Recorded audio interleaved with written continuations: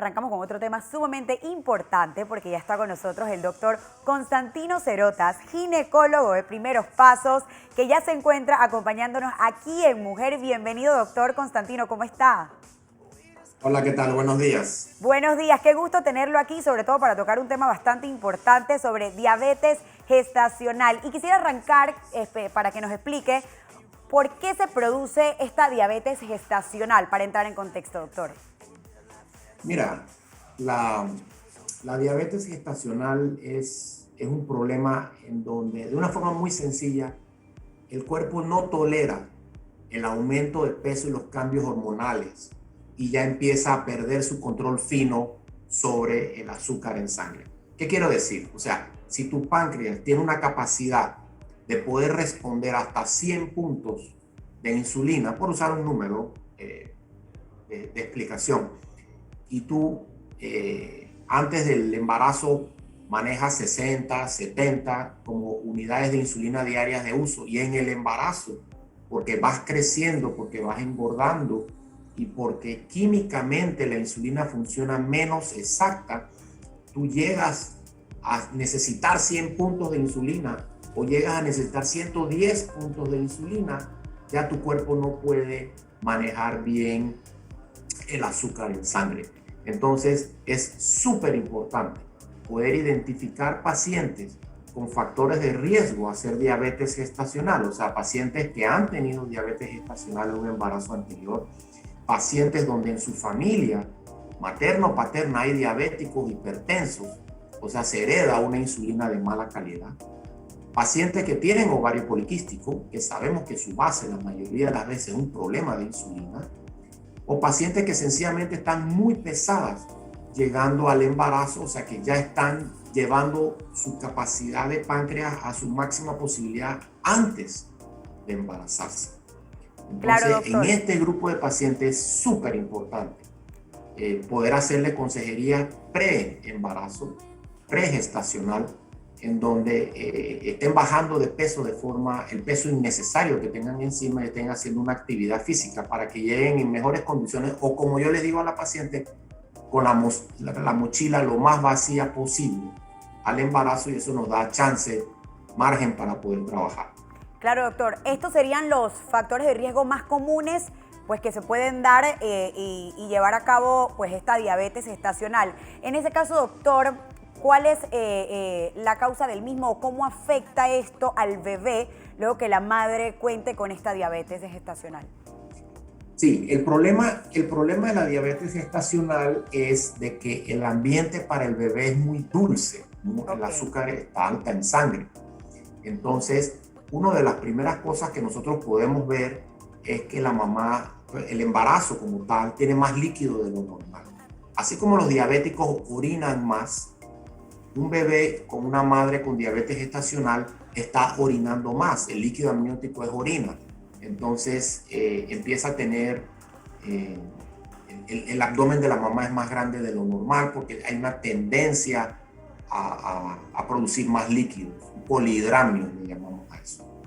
Lo otro que le puede pasar al bebé es que empieza a engordar, y engorda como los diabéticos, del ombligo hacia arriba. O sea que hace espalda, hace cachetes y hace lo que llamamos el padding de la espalda alta de los hombros, se hace mucho más grueso.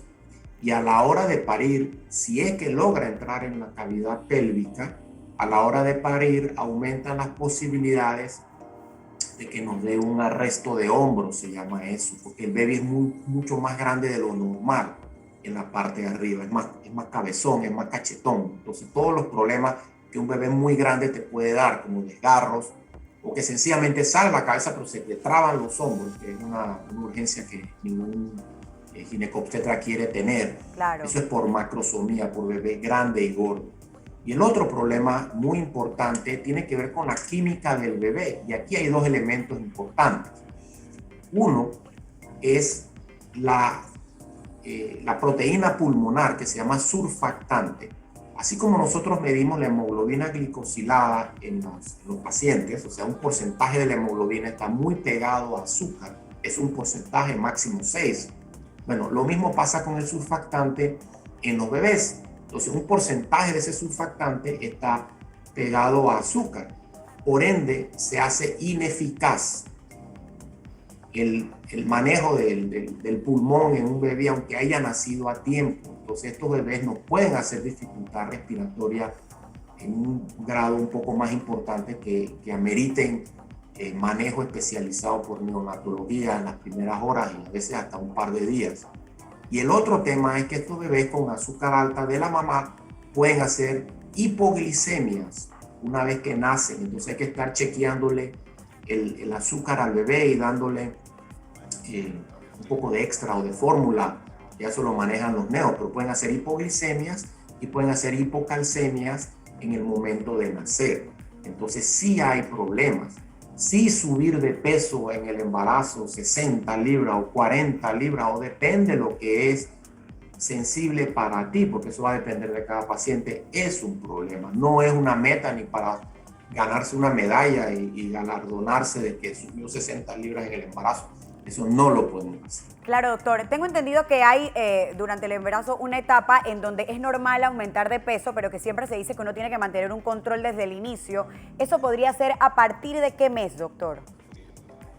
Disculpa, ¿me podrías repetir? Porque se me escapó El tema, a partir del mes. el tema del aumento de peso, que siempre los ginecólogos indican que esto va a pasar y es normal. Sin embargo, hay que tenerlo bien controlado. ¿Esto puede darse a partir de los 5 meses, 6 meses?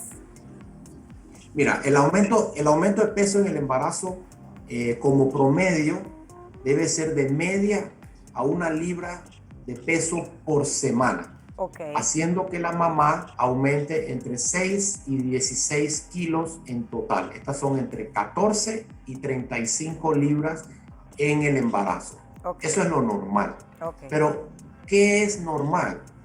35 libras para una paciente que pesa 100 libras es 35% de su peso. Y eso es inimaginable. Claro. Eso no hay páncreas que aguante eso. Entonces hay que poner dentro del contexto de la paciente lo que va aumentando, siempre tratando de irse hacia el rango inferior en vez de estar siempre en el rango mayor. Mayor, claro. Porque que aquí sí. hay un equilibrio muy delicado en donde tú no sabes quién va a ser afectado, porque no hay una forma de predecir hasta dónde va a tolerar el funcionamiento de tu cuerpo antes de perder el control sobre el azúcar. Entonces, una paciente puede subir de peso en cualquier momento del embarazo, desde que empieza puede ir subiendo. Generalmente se sube muy poco en el primer trimestre porque las mamás tienen sus problemas de náuseas, vómitos, inapetencia, pero después en el segundo trimestre viene un aumento exagerado, muchas veces porque vienen de estar mucho tiempo de no poder comer y ahora de repente ya lo pueden hacer. Pero hay que estar encima de eso y por eso en el control prenatal hay que estar midiendo el peso, insistiendo, y sería lo ideal que todas las pacientes pudieran tener una monitorización y un seguimiento totalmente a través de nutrición. Sería lo ideal para poder ir llevándola, porque esta es una meta que dura 9 meses. Entonces los pacientes, una vez que entienden los cambios químicos y hormonales que están teniendo, que les puede llevar a esta complicación, y si le has presentado adecuadamente los factores de riesgo, las pacientes se montan en el manejo de su aumento de peso y alimentación lo mejor posible, ¿no? Totalmente, doctor. ¿Y cómo podemos hacer entonces para eliminar esto una vez identificado, para que no empeore, no se agrave? Pues considerando que usted ya mencionó, y me llamó mucho la atención eso de que el bebé tiende a aumentar de peso del ombligo para arriba y vienen los desgarres. He escuchado muchas historias pues de personas allegadas que dicen que en efecto cuando el bebé tiene problemas o terminan cortando o sea, todo lo que es la parte obviamente donde nace el bebé o haciendo cesárea, ¿no? También para que las cosas no se compliquen. Pero quisiera saber cómo hacemos entonces para eliminar pues esta diabetes gestacional. Mira, realmente para evitar la diabetes gestacional tienes que tener un buen control prenatal, un aumento de peso aceptable, una calidad de alimentación lo mejor posible. Y cuando te hablo de lo mejor posible no es esta orientación moderna que hay que comer salmón y almendras y todo lo demás. O sea, si no tienes un ingreso económico, pues no puedes comer bien. Eso no es cierto. Hay calidad de comida. Eso se trabaja bien con la nutricionista y se va aumentando una forma gradual el peso como debe ser. Hay una prueba que es la tolerancia a la glucosa, que la hacemos alrededor de la semana 28, que nos da muchas luces de cómo va la paciente y podemos identificar a aquella paciente que ya nos está haciendo una falla en la función pancreática sobre el azúcar. La prueba de tolerancia a la glucosa a la semana 28. Si tienes una paciente que consideras que tiene muchos factores de riesgo, o sea, familias diabéticas, paciente obesa, hipotiroidea, ovario poliquístico previo, diabetes del embarazo en embarazos anteriores, entonces esta prueba la puedes bajar a la semana 24 con un screening o un tamizaje inicial, y si sale normal lo puedes repetir entonces otra vez a la semana 28, que es el tiempo más exacto. Entonces los números, lo que te va dando el reporte, te dice también dónde está la paciente y dónde tienes que apretar un poquito más la tuerca. Para efectos prácticos, la paciente tiene que comer lo más sano posible, equilibrado, porciones adecuadas y que la alimentación sea de buena calidad. Tiene que hacer su actividad física programada para que también vaya haciendo que la máquina esté funcionando, porque uno de los problemas de la insulina es el sedentarismo. En la medida que la paciente, cualquier persona, haga poca actividad física, la insulina funciona de una forma ineficaz. Entonces, la actividad física y la alimentación hace que la máquina esté andando bien. Y definitivamente la evaluación fetal hacia el final, cómo va de tamaño, cómo va de peso, cómo va de líquido, hay unos patrones ya establecidos de cesárea absoluta, y eso va a depender de dónde estás trabajando. Algunos lugares te hablan de arriba de 4 kilos, que es 8 libras y media más o menos, y otros lugares te hablan de 4 kilos 500, que probablemente para la población panameña sea mucho, nuestra población un poco más chica que eso. Pero ya cuando estás arriba de las 8 libras, ya empiezas a sopesar seriamente la decisión obstétrica, o sea, si va a ser parto o una cesárea de entrada. Siempre el parto va a ser mejor, tanto para la mamá como para el bebé.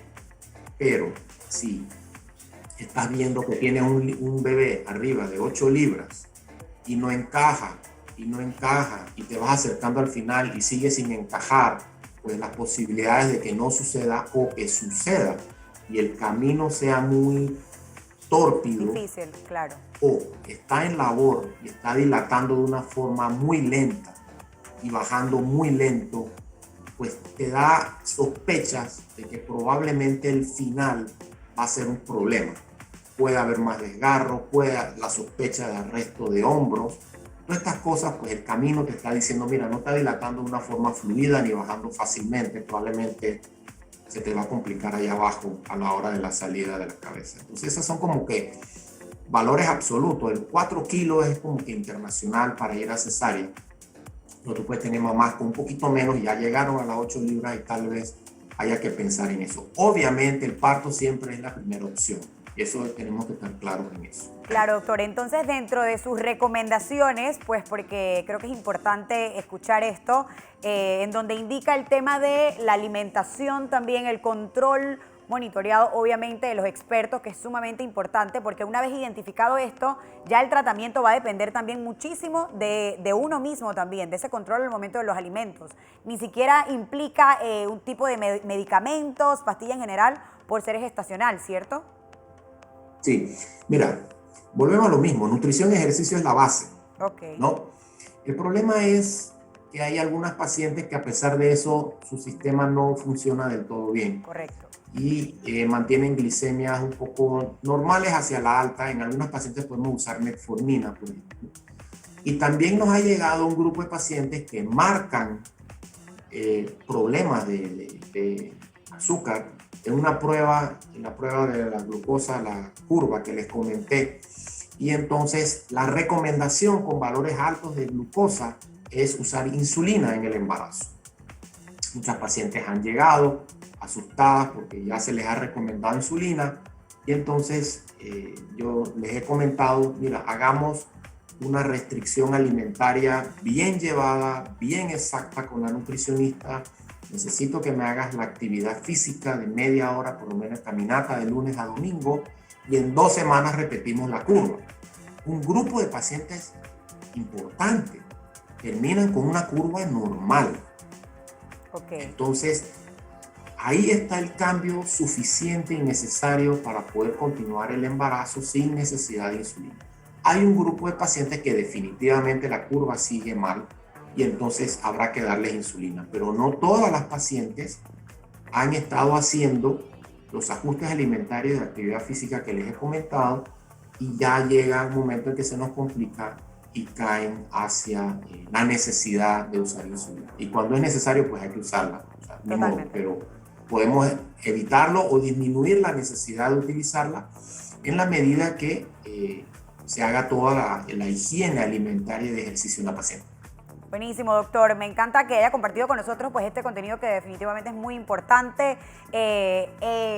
No quisiera que se nos escapara nada clave que usted indique pues que es necesario, sobre todo el hecho también de que uno está acostumbrado a seguir recomendaciones de amistades, de familiares y no de la persona idónea. Yo creo que este es un punto también importante de mencionar. Así que de verdad le agradezco mil por este buen contenido, doctor. Sí, definitivamente necesitas un equipo que trabaje. Lastimosamente la familia muchas veces no te ayuda. Correcto. Porque te dice que tienes que comer por 2, o que come esto, come lo otro, estás muy flaca todavía, ¿por qué no estás engordando? ¿Por qué no te has hecho una bola? ¿Por qué no estás rodando por la ciudad? O sea, efecto práctico y exagerando un poco el comentario, pero claro, básicamente eso es lo que le dicen a las pacientes y en realidad tú estás llevando un embarazo con un aumento de peso bastante bien programado y un crecimiento del bebé evaluado, revisado, que va todo bien.